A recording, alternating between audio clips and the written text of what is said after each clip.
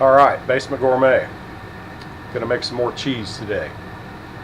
Now this time we're gonna do a Monterey Jack style cheese. Slightly advanced from the first cheese we did, the Blue Stilton.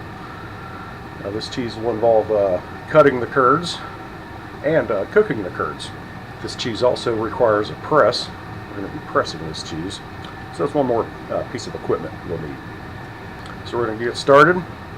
As always, with any cheese make, first thing we do, put all the equipment in the pot that we're making the cheese in. We're going to boil it for 10 minutes. The entire area has been cleared off, sprayed down with star sand, wiped down, air dried. And we also have a bucket of star sand mixed up to dunk your hands in, or sanitize any other thing that we need to along the way. Okay, so we're using our makeshift double boiler again, which is pretty much just a stainless pan with a pie pan in there. I've got some water, it's about ½ inch or so below. We put this on top, sets right above the water, a nice gentle heat. So same as before, you don't want to put the pot on direct heat, you'll burn the milk. Okay, so we're going to go ahead and get this milk in the pot. Once again, we're using milk from a Snowville Creamery right here in Ohio. And again, non-homogenized, all right? Non-homogenized milk for your cheese making. Let's get this milk in here. This recipe calls for 3 gallons of milk. Okay, got all that milk in there. Now we need to heat this milk to 90 degrees Fahrenheit. Okay, so what I do is when I'm about 2-3 degrees away from where I want to be, almost there. So at that point, that's when I kill the heat and just kind of let it coast up to temperature. So we've hit our target temperature, 90 degrees. What I do now is I'm going to go ahead and pull this off and set it over here. So if I leave it on this pan of hot water, no doubt about it, it's going to go above 90 degrees. We don't want to do that. We want to keep this as close to 90 degrees as we possibly can. Okay? We're going to add our mesophyllite culture. Using the MM100 again. This calls for 3/16 of a teaspoon mesophyllite culture. Alright, let's rehydrate it for a minute or so. I'm going to stir that in for a good solid minute, okay? Get that culture thoroughly incorporated in the milk.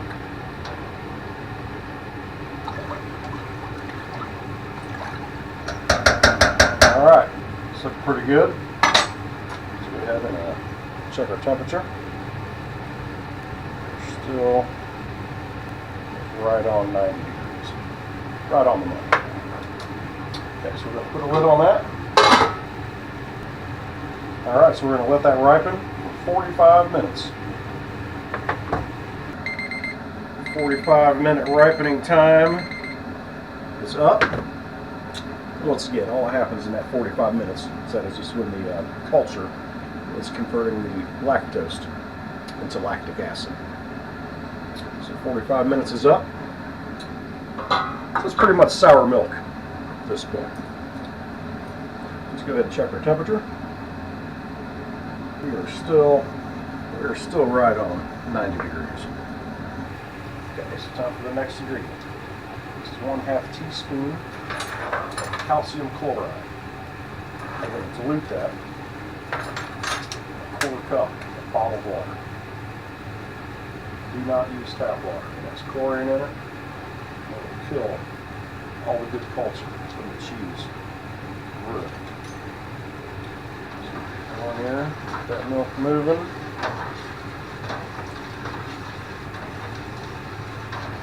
We're going to stir that for 1 minute.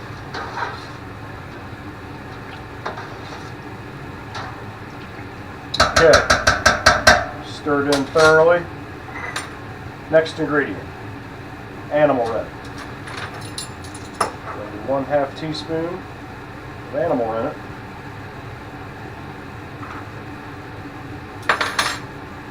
And again, diluted, a 1/4 cup bottled water. Get everything moving.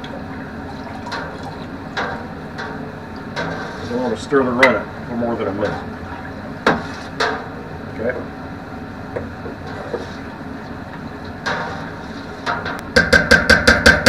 Looking pretty good. I'll put a lid back on that.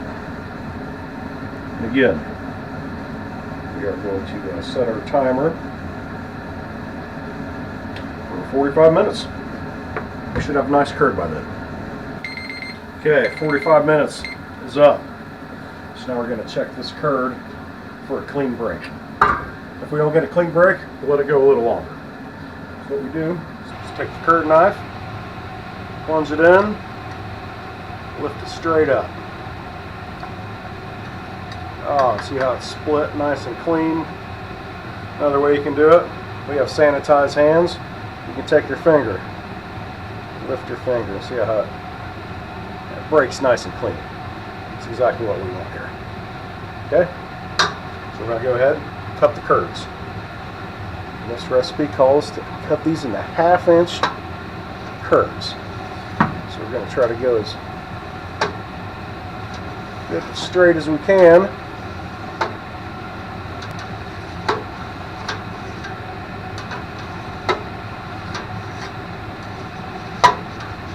Alright, we'll get 90 degrees from that.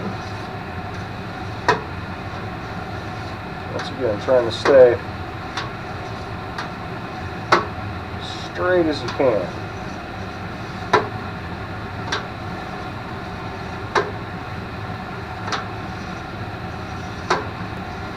Okay, so now we have to make diagonal cuts. Same thing, we're going to go about 1/2 inch.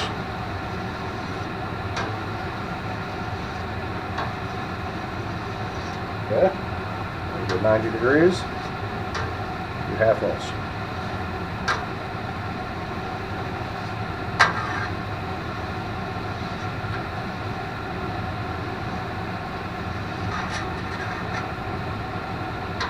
Same thing here, 90 degrees this way.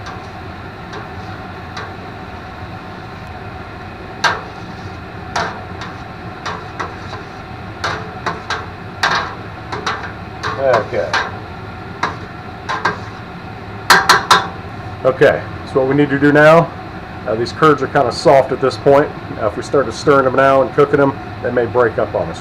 So we've got to let these curds heal for 10 minutes. Okay? We're going to set our timer for 10 minutes. Okay, so our 10-minute heal time is up. So what we want to do is we want to kind of gently stir these curds, kind of break them up. Okay. Okay, so our next step is we have to heat these curds to 100 degrees. But we have to do that over 40 minutes time. Okay? So what we're going to do, we're going to set our timer for 40 minutes. We're going to put our heat on low. Slowly bring this temperature up to 100 degrees over 40 minutes time. We've got to stir this pot the entire time we're doing it. Okay? Just keep stirring and cooking. See if you see any big curds like that, go ahead and cut them up with your spoon. You're going to find this is pretty much a game of just off and on the heat, burner up and down. So we'll just keep stirring the curds as we cook them. Don't want to let them sit, or they're all kind of mat together, clumped together. Okay, so you got to keep a nice gentle stir going the entire 40 minutes. All right, just keep stirring the pot. We're getting close. We're about 2 degrees away. We got about, I think, 8 minutes left. So on the home stretch here for this part, anyways. Alrighty, time is up. We are right on 100 degrees. Perfect. Next step, take her off the heat. Alright, we get rid of that thermometer. We're going to kill the heat. We're going to keep stirring that for another 30 minutes. That's right. About 40 minutes was up and it was over. 30 more. Gently stir. And you can see how much the curds have shrank since we started. That's a lot. Expelled a lot of whey. The whey is kind of clear, yellow looking. That's what you want. Okay.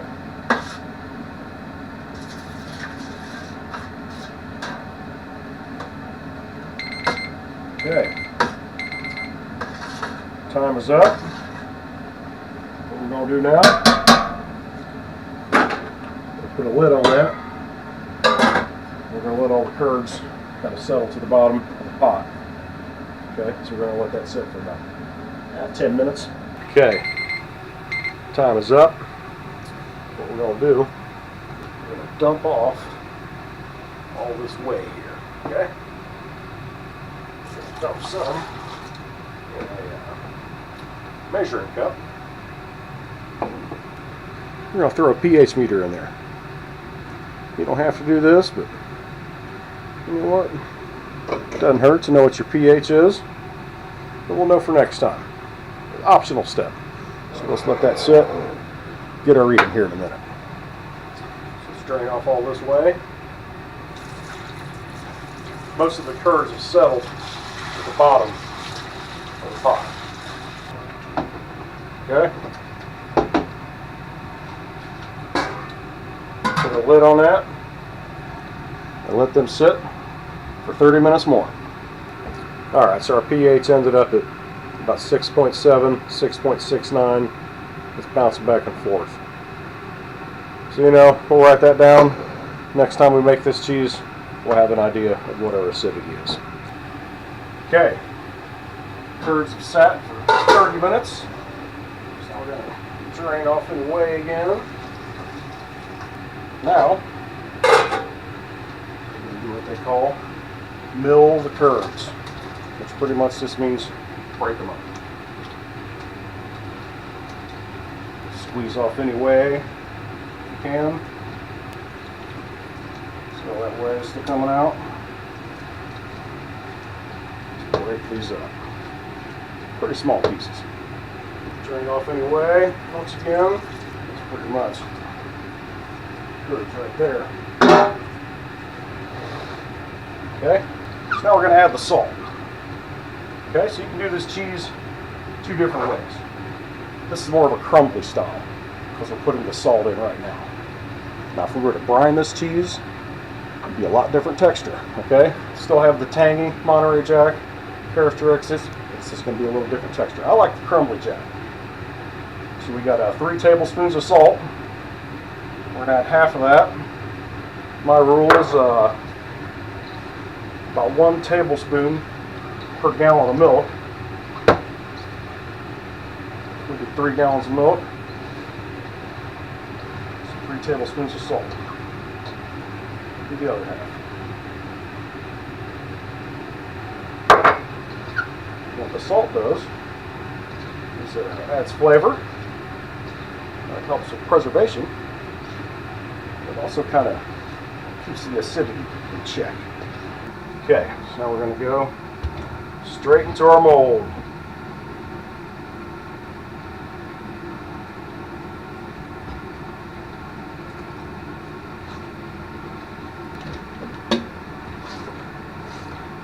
Lose it in the colander, that's alright, we'll scoop them out and dump them on top.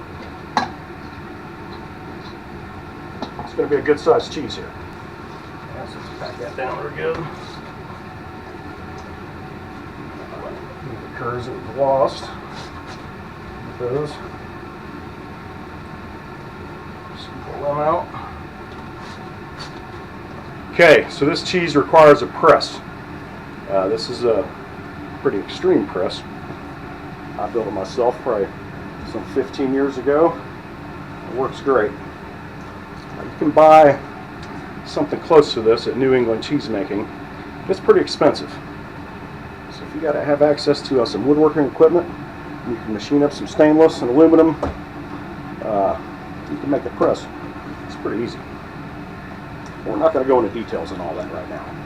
Okay, so what we're going to do, remember this mold doesn't have a bottom, so I got to kind of hold this or it's all going to fall through. Let's squeeze out some of that whey while we're here. Alright, so a one layer cloth on top. Put in our steel follower. How about a plastic?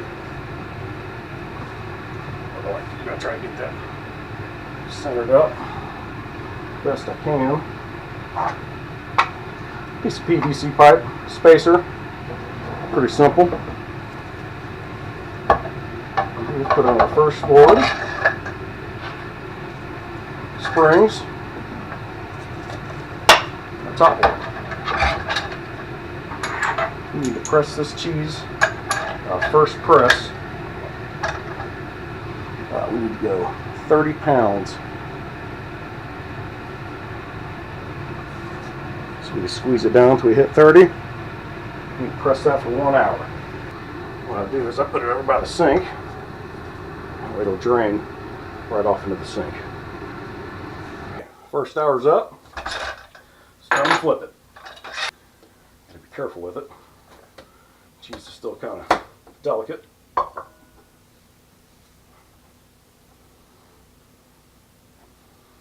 Peel this cloth off. Flip it.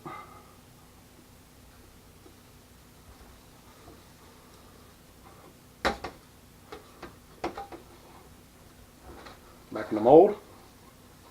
Now we're going to press 40 pounds for 6 hours. I'm going to start out at 45 because you'll see over time it'll back off. At about 6, yeah, maybe a little over 6 hours. Flip it over.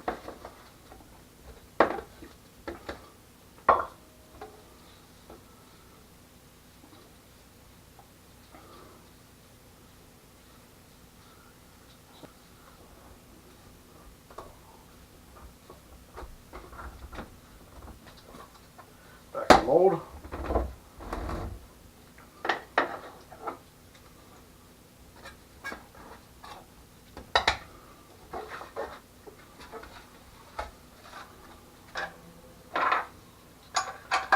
We're going to go 40 pounds. We're going to let it go overnight.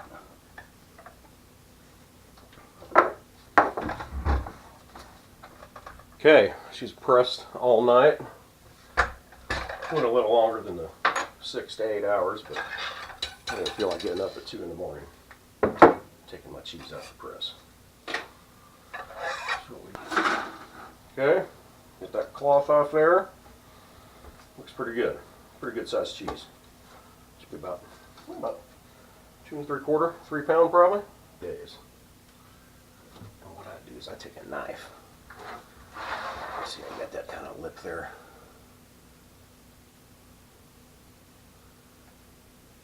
Trim that off.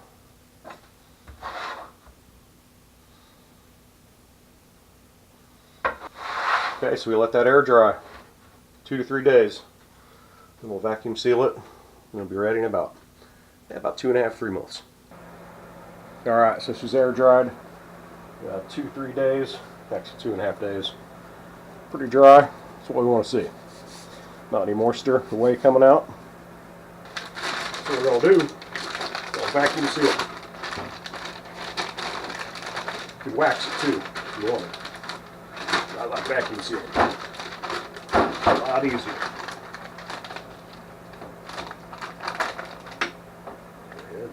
Fire it up.